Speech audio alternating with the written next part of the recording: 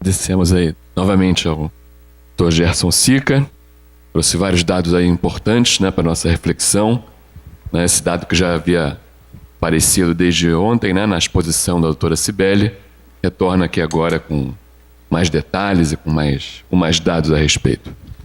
Bom, nossa terceira fala, também um convidado aqui do Estado de Santa Catarina, o promotor de justiça Paulo Antônio Locatelli, quem eu também agradeço e passo a palavra. Tá certo. Vou deixar aqui para lembrar de ontem. Bom dia a todos. Gostaria de agradecer imensamente o convite, a organização do evento, a recepção aqui no Tribunal de Contas, sempre calorosa. Cumprimentar os presentes, em especial os meus colegas do Ministério Público, não só de Santa Catarina, mas do Brasil, e é claro, em especial, nós temos aqui 7 colegas que estão desde de quarta-feira participando ativamente, que mostra o empenho, a dedicação, porque são colegas que trabalham ativamente na área ligada ao urbanismo. Eu vou pautar a minha apresentação e eu fiquei feliz que meus antecessores falaram exatamente o que eu vou agora tentar contribuir e vai fechar de forma, acho que, interessante, essas abordagens sobre as causas da corrupção e sobre o uso de ferramentas de informática, tecnologia, junto com o Tribunal de Contas, para investigar. Então, a primeira parte é para mostrar o que o Ministério Público tem feito de forma preventiva. A segunda é justamente tentar elencar essas causas que dão margem à corrupção. E a terceira é trazer justamente esses instrumentos de fiscalização e de controle e de ação.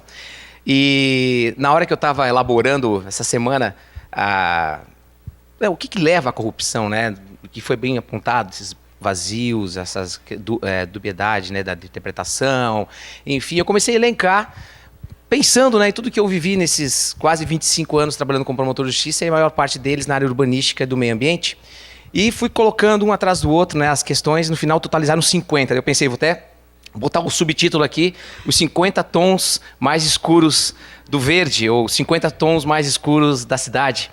Porque exatamente fechou nesse número, né? Pode passar. Então, a abordagem, justamente, nós trabalhamos a ideia, e como o Tribunal de Contas mencionou, não é só punir, não é só sancionar. Então, nós temos uma participação muito grande com os municípios, com a FECAM, temos testemunhas disso aqui presentes, né? Desse envolvimento, buscando desde já alguns anos fomentar a elaboração de planos diretores, e agora vai casar de forma muito harmoniosa, penso eu, junto com o Ministério Público e o Tribunal de Contas, esse trabalho de elevar ainda mais essa conscientização, anexando essa conceituação do parágrafo 1º do artigo 40, enfim, é algo que contribui para que a gente consiga levar o mínimo, que é um plano diretor para as cidades. Nós também no Ministério Público trabalhamos muito, fomentando planos de saneamento, planos de resíduos, e a gente vê que o básico, que é o diretor, não existe. E eles têm que ser vistos de forma integrada. Só que essa nossa atuação, que inclusive consta do planejamento estratégico como prioridade institucional, ligada ao urbanismo, ligada à REURB, ligada aos planos de saneamento, de resíduos, eles levam a uma certa incompreensão por parte das próprias administrações municipais. E a gente vai com aquele discurso, e o Dr. Edésio falou muito bem, no Brasil não falta lei, tem de sobra. Falta leitura, conhecer, aplicar. E quando nós, do Ministério Público, os promotores chegam nas comarcas, eles são pagos justamente para fiscalizar e ser um órgão agente no caso de descumprimento da lei. Acontece como agora, segunda-feira, a gente fez uma reunião com a FECAM para tratar das reuniões periódicas. O discurso na sentada da mesa já foi o seguinte: olha, os prefeitos aqui elencaram uma série de entraves que o Ministério Público impõe à administração municipal. Pô, mas nós não vamos começar um discurso dessa forma. Vamos iniciar de novo? Por que entraves? Não, os entraves é porque o Ministério Público fica, primeiro falando forçar assinatar, que ninguém assina ajuste de conduta se não quer. É uma opção muito mais eficiente, através que você vai trabalhar tempo, modo e lugar de cumprir uma obrigação, do que judicializar. Mas, enfim, ninguém é obrigado a assinar o ajuste de conduta. Mas aí vem aquele discurso, não, os promotores ficam criando obrigações, nos exigindo com rapidez, com celeridade, empreendimentos, investimentos públicos que nós não temos condições de fazer. Reclamo do Pacto Federativo, que toda lei que nasce, tem 2 artigos em comum. Municipalização do atendimento, e se o Ministério Público não for autor da ação, será fiscal. Então, nós estamos sempre participando juntos disso aí, né? E daí o que acontece, vem esse discurso enganoso, que cria um estigma de que nós estamos travando o desenvolvimento, ou o próprio município, quando na verdade a gente tem que esclarecer, e eu esclareço sempre que possível, de forma mais amigável possível, de que nós, do Ministério Público, não criamos as leis. Não criamos as obrigações. Elas decorrem do processo legislativo. É o legislador que diz que até a data tal vai ter que ser feito o plano de saneamento. Até a data tal vai ter que ter tal investimento, tal política pública do ECA, de resíduos. Fim desse prazo, se o administrador não fez, quem tem a missão constitucional e recebe para isso, para exigir, para que seja cumprido. Então, que surge essa figura nesse cenário e que às vezes é mal compreendida. E é justamente nesse momento que a gente quer auxiliar daquilo, dentro dos nossos limites, respeitando a discricionariedade do administrador público, que surge essa, às vezes, má interpretação desse nosso trabalho. Mas a ideia de forma pedagógica. E Santa Catarina tem uma particularidade que, até pouco tempo atrás, eu acho que era o único estado, não sei se tem algum outro, que faz com que todo o processo de parcelamento do solo, quando ele chega no cartório de registros, ele vá ao gabinete do promotor. E tem essa análise prévia. Só depois há a aprovação. Então há também a possibilidade, depois de aprovado, se impugnar, enfim. Mas esse trabalho preventivo é muito eficiente. Há mais de 20 anos ele é realizado. E, claro, nós fiscalizamos aquele que busca a legalidade. E como no Brasil o legal não é mais cumprir a lei, é porque está bonito, está em APP, está isso, está aquilo, né? Devia ser da venda da legalidade. Acaba que, num recente encontro com cartórios de registros, com o próprio CREA, queremos estender ao CAL, enfim, Secov, Cresci, nós fizemos um interessante documento que é um protocolo de intenções no sentido de tentar coibir ou administrar, fiscalizar melhor as invasões. É claro que muitas invasões a gente adota o princípio da não remoção e se não houver risco vão permanecer, mas há a necessidade de um controle mais eficiente. Justamente porque esse sistema nós só fiscalizamos quem busca a legalidade. Quem vai à prefeitura, quem vai ao cartório. E esse daí nós cuidamos bem direitinho. Falta certidão negativa, falta isso. Agora, tudo que acontece ao redor da cidade, de forma clandestina, nós temos que criar um mecanismo de contenção. Vou te passar, por favor, Henrique. E daí que eu fui, né, elencando os 50 tons mais escuros de verde, espalhados dentro do que pode gerar a corrupção. E ela nasce desde a questão na área técnica, na área administrativa, do executivo. Desastres naturais podem dar motivo, legislativa e a própria empreendedor.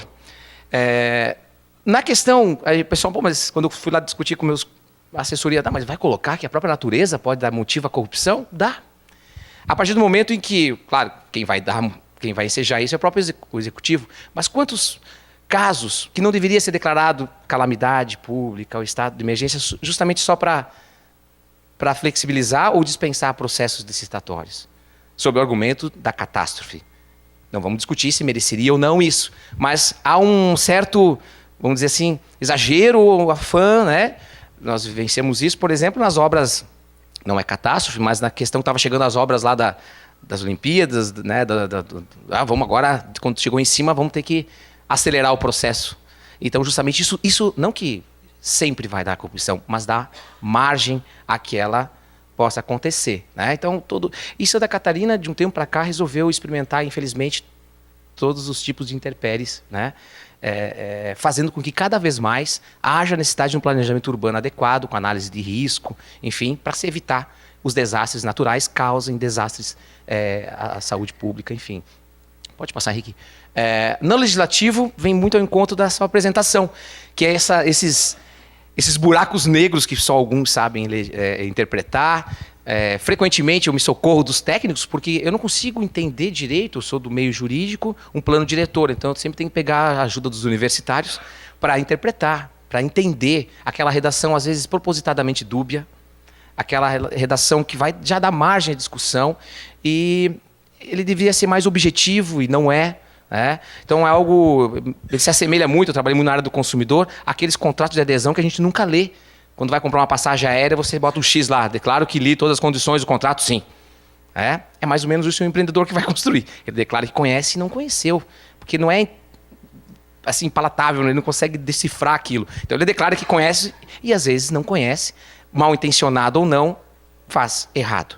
E depois de feito errado, nós vivemos com 2 dilemas no judiciário, que é a teoria, se esconde a decisão sobre a teoria do fato consumado e a intervenção de terceiros de boa fé. Aí nós não conseguimos mais mudar a cidade. Esse é o manto da proteção, um argumento social forte e que a única forma de evitar que ele prepondere é justamente fiscalizando, previamente.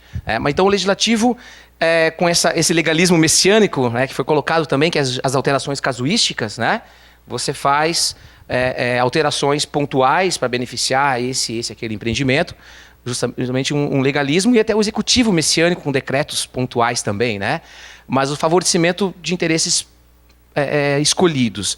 A própria competência, né, as diferentes competências na esfera de autorizações e licenciamento geram também, não só dúvidas, mas pode dar margem à corrupção e a própria desmoralização das leis pelo não conhecimento ou a sua não aplicação. Na área administrativa, eu tive que fazer, acho que mais slides aqui, mas eu tentei resumir. Não vou conseguir ler todos, né? Porque se fosse 1 minuto para os 50, eu levaria a manhã toda. Mas aqui eu já até coloquei para o futuro, para que eu aprenda e em cima dele possa divagar, quando tiver mais tempo, sobre esses assuntos. Então, coisas do dia a dia, como a legislação que vai tratar da compra onerosa ou transferência do potencial construtivo, isso é um prato cheio para poder gerar essas tratativas. No dia a dia nosso do trabalho do promotor, e meus colegas estão aqui talvez consintam com isso, a corrupção, claro, ela incomoda, mas ela está ali às vezes pontual, num caso ou no outro. O dia a dia, o que nos incomoda mais, o que nos assola mais, é a falta de estrutura e a incompetência dos órgãos públicos municipais. Municípios pequenos que não têm estrutura e não têm nem gente, nem pessoal capacitado para usar as ferramentas que hoje já são disponibilizadas. Isso realmente ele é mais diário e nos incomoda mais do que a própria corrupção quando encontrada. Porque ela é um tumor que você vai encontrar em alguns momentos, enquanto que a falta de estrutura e a incapacidade, a incompetência, ela já está meio que generalizada ali no organismo, né? O problema do licenciamento ambiental e dos alvarás. Hoje, pela falta de estrutura e incompetência administrativa, nós estamos passando para a fase dos autos licenciamentos. Né? Hoje, os alvarás eletrônicos. Então, eu vou lá e declaro. Assim como foi o CAR, Cadastro Ambiental Rural. Tudo bem, nós temos que confiar no engenheiro, no arquiteto que assina a RT e declara lá que aquela obra é isso e vai ser assim. Mas aonde é que está o órgão revisor, o fiscalizador?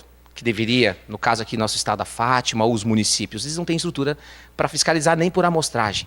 Como confiar? A Bahia, eu tenho um colega aqui, fez um levantamento agora nos autos licenciamentos. Se eu não me engano, de 300 autos licenciamentos ambientais, foram verificar, 90% tinham irregularidade.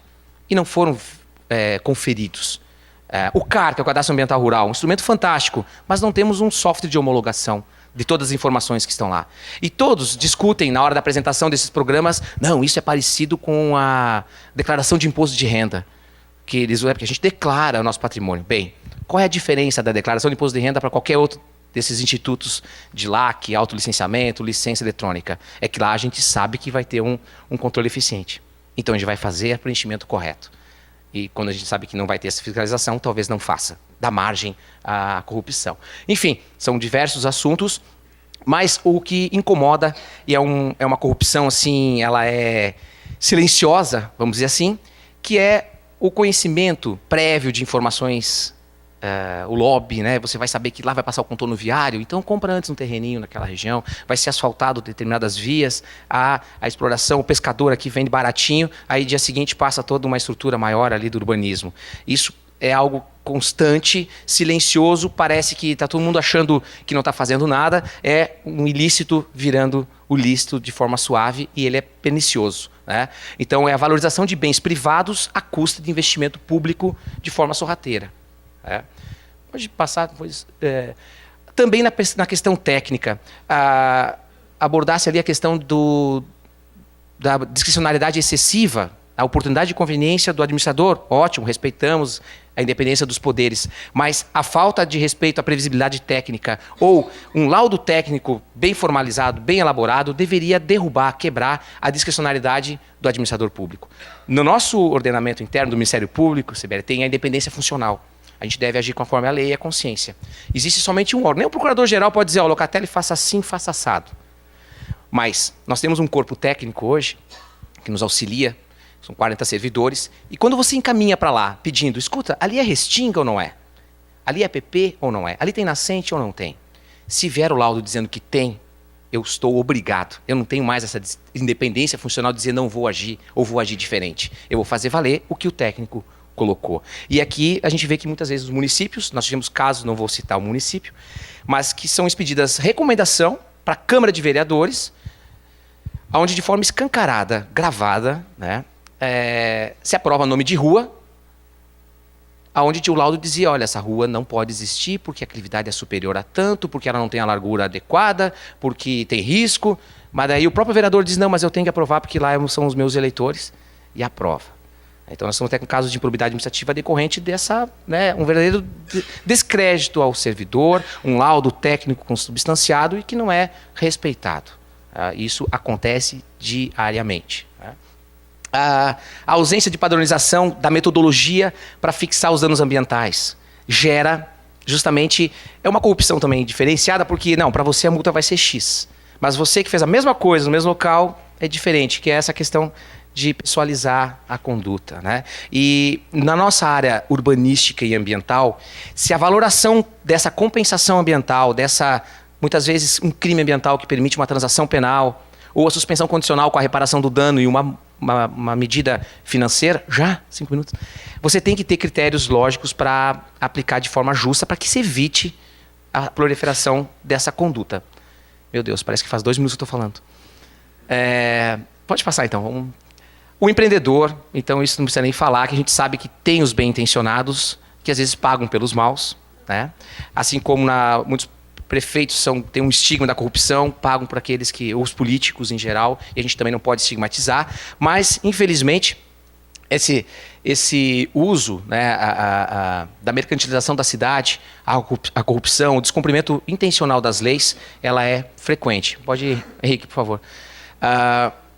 Então, visualizada a corrupção, o nosso enfoque é, claro, tem todo o caráter pedagógico, preventivo antes, mas quando se passa para o sancionamento, é o tríplice sancionamento, civil, penal e administrativo, e a investigação e a punição vai ser desencadeada para quem fez, quem se beneficia quando os outros fazem, quem não faz quando deveria, quem não se importa que foi feito e quem financia para que faça. Então essa é uma abordagem holística de todos que estão envolvidos naquela questão. Nós tivemos agora casos de licitação, onde todo mundo que assinou lá no processo, até a composição lá do conselho, que passou, todos os integrantes foram envolvidos, e daqui a pouco até quem levou de uma sala para outra, lá o boy, coitado, que levou o documento, ele contribuiu de alguma forma. Estou exagerando, mas é algo que tem que ser visto, essa responsabilidade. Pode passar aí que eu vou acelerar aqui. E aqui, então, os instrumentos hoje para fiscalizar, né? Nós temos o portal do promotor de justiça, onde tem justamente esses bancos de dados, essa busca de informações mais rápida.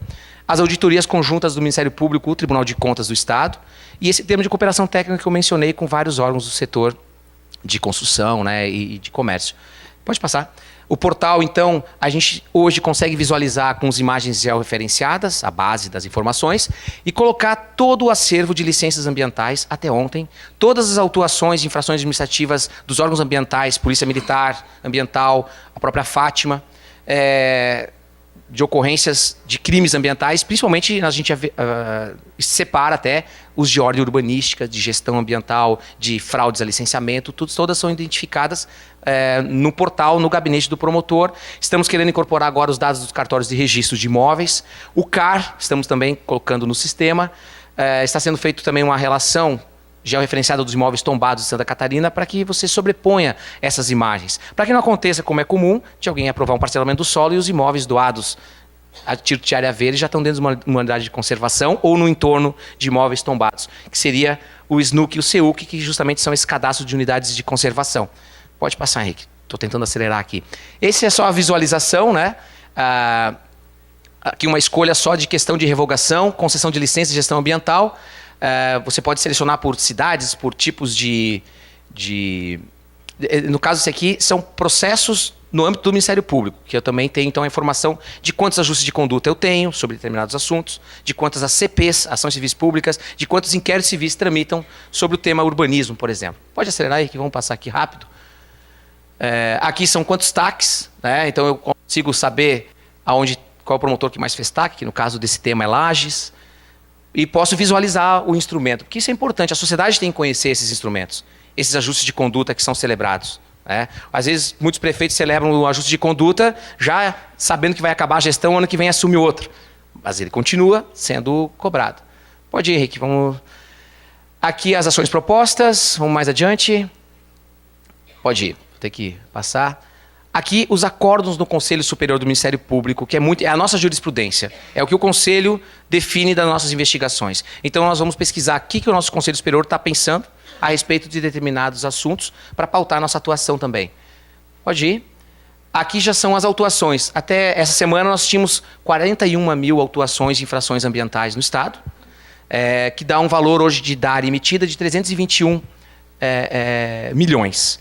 Só que o potencial de multa é de 1 bilhão e 400 milhões. E a maioria, e aí é fruto do trabalho que a gente está fazendo com o Tribunal de Contas, estão prescrevendo ou nas CODANs, nas sedes da primeiro grau, ou no CONSEMA em segundo grau. Não vou aqui dizer se há interesse que prescreva ou não, né? Mas a verdade é que não é o problema só desse 1 bilhão e 400 milhões de potencial de multa que está se perdendo. É que quando se prescreve a multa, indevidamente se interpreta também que não tem mais que reparar o dano.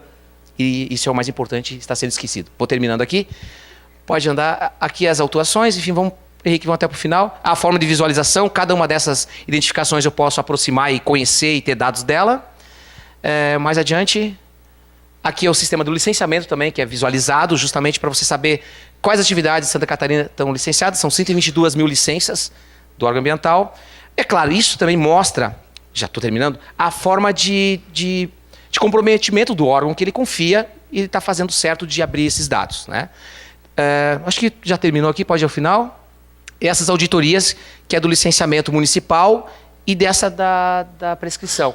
Nós estamos querendo que os municípios licenciem, mas para isso eles precisam ter estrutura, órgão ambiental capacitado, e não amanhecer e o prefeito começar, agora vou licenciar. Ele tem que ter um órgão capacitado e também o Tribunal de Contas é nosso parceiro nessa auditoria.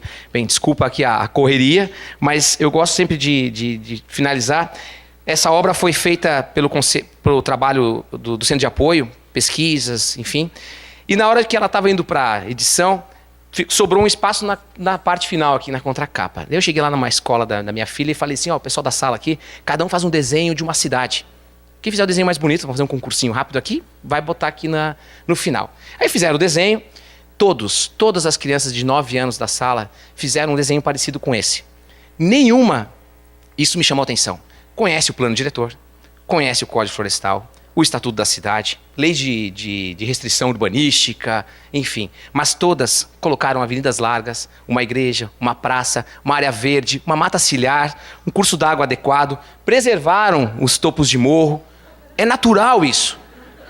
Não tem construção no morro. Tem pracinha, tem um campo de futebol, tem área verde, tem área institucional. E elas não conhecem lei alguma, mas elas sabem a cidade que elas querem morar. Aí fica a pergunta no ar. Quem estraga? E por que estragamos? Obrigado.